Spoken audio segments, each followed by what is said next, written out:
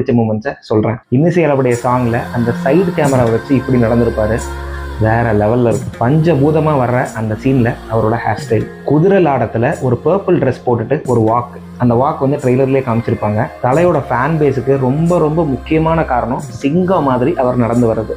அப்படிப்பட்ட ஒரு சிங்கத்தை ஒரு ஃபெமினைன் மாதிரி நடந்து வர வச்ச கேஎஸ் ரவிக்குமார் அதை ஒத்துக்கிட்டு இப்படியும் என்னால் நடக்க முடியும், இப்படி நடந்தும் என்னோட ஃபேன்ஸை நான் என்ஜாய் பண்ண வைக்க முடியும் அப்படின்னு காட்டின அந்த ஒரு கட்ஸு.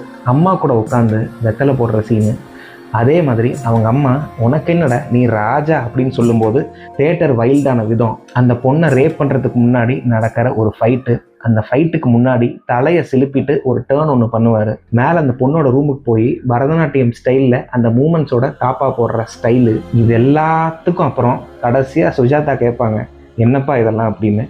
அப்போ அவர் பேசுகிற ஃபேமஸ் பஞ்ச் டைலாக் பேசி முடிச்சுட்டு அவர் நடந்து போகிற விதம், அப்பா